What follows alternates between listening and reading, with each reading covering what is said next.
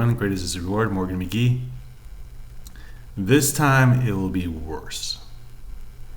What do I mean by that? Well, we kind of have an understanding of what a famine is. We kind of have an understanding what plagues are. We have a good history about wars of our past, and we know what economic declines are. We have enough information about bad times and how they happened in the past. But it's not going to be the past this time. We're really connected to each other in terms of business, in terms of markets. So our system is very stable across large sections. So in the 1700s, they had a famine in France. Well, actually, it was the 1600s, and then they had another one in 1800s. The difference between those two was the global trade was such in the 1800s that they didn't have to dig up bodies and to eat them as they did in the 1600s.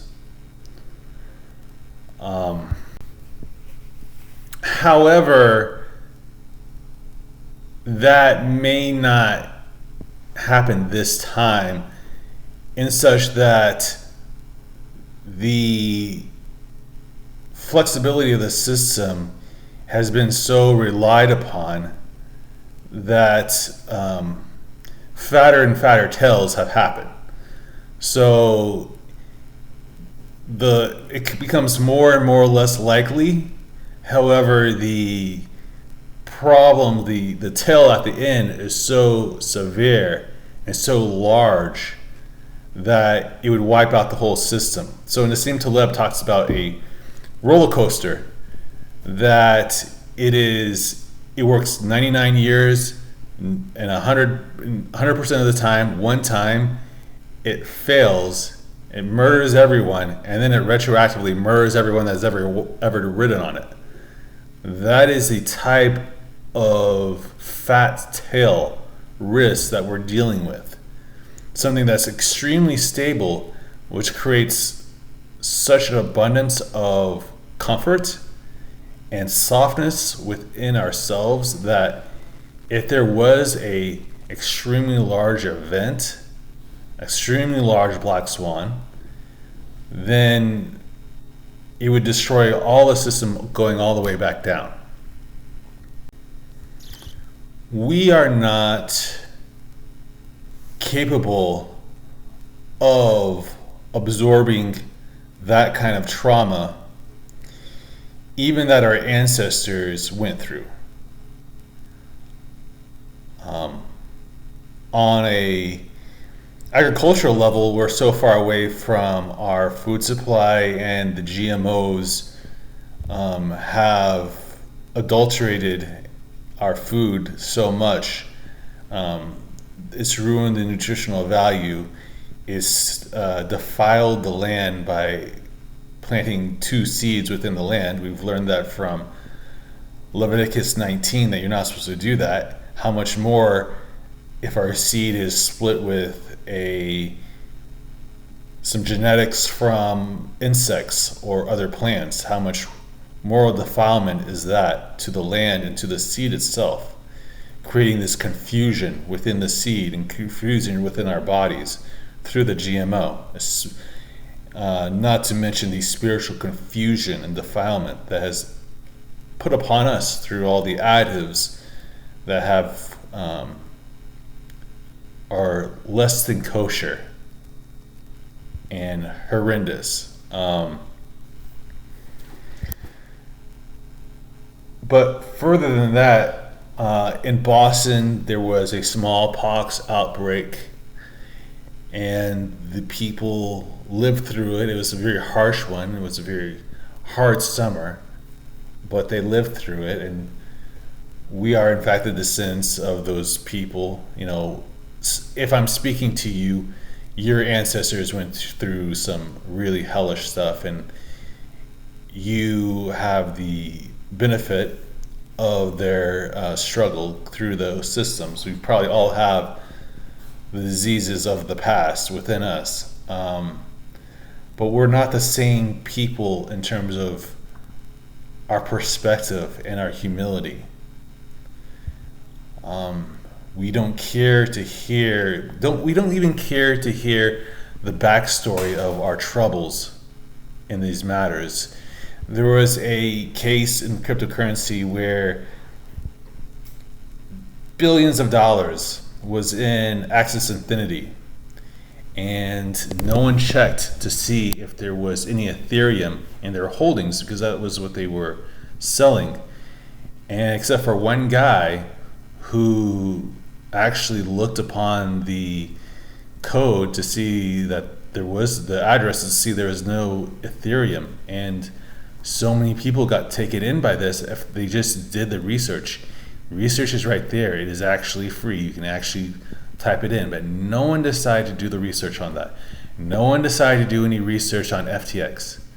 People I respect and I love got swindled by FTX. I don't personally know them. Like Kevin O'Leary, I respect the man.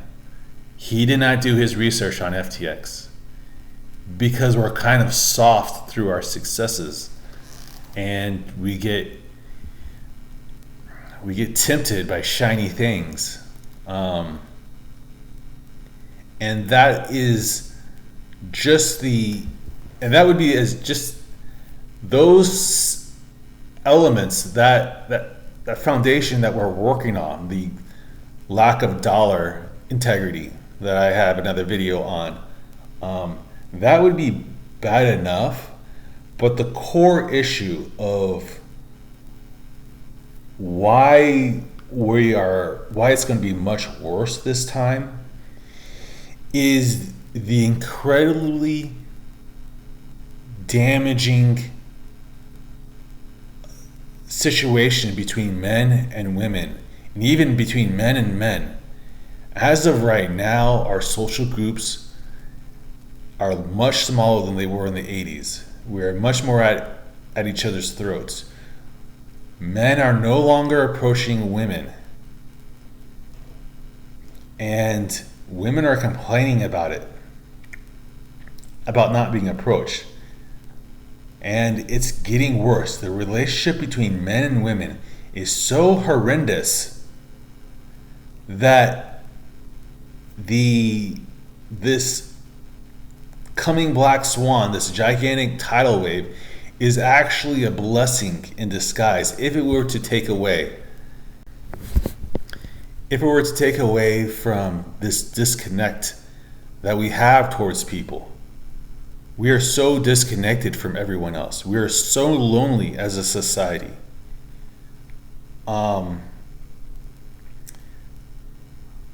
I don't know if it's 40% or 60% of men have given up looking for relationships. The Tinder stock has gone back down to the IPO level. It was super high, now it's back to $5 as it was when it was first issued. The men are no longer approaching women. There was a story to show all this. There was a woman who complained about a man staring at her at the gym, and the manager came up to him and saying that she was being leered at. He was asked to leave. The man was blind. He could not see her or anyone. He was legally blind in both eyes with a white cane, and she felt uncomfortable and she kicked him out. Now, this isn't like some weird Babylon Bee story. This isn't some Onion-like story. This is the reality in which we are. We're so separated from each other.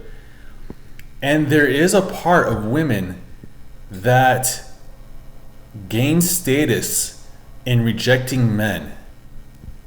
And there's just this harshness within women that they're at a certain age, if you're not married, For men, there is no upside. To a man, there is no upside. We like virtue, youth, and beauty. And women, like the amount of virgins being married today is not in America and the rest of the Western world is not what it was in the 50s.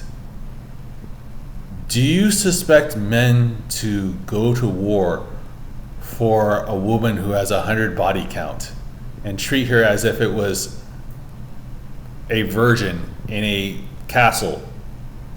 Okay, we have those stories of princesses and knights to teach women not to give it up, except for a guy who likes to grind and and who will fight it up and will protect her. Not to be a barmaid, all right? And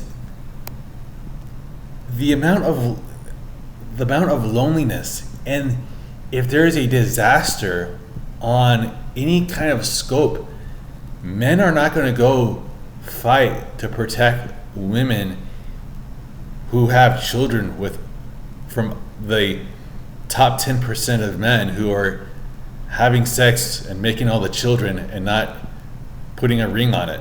They're not, because in a weird way it's a form of genocide against the bottom 80%.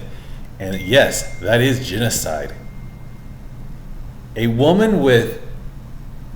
who is a 6 will receive more messages than a man who is a straight 10 with a Chris Hemsworth face and body with huge amounts of money.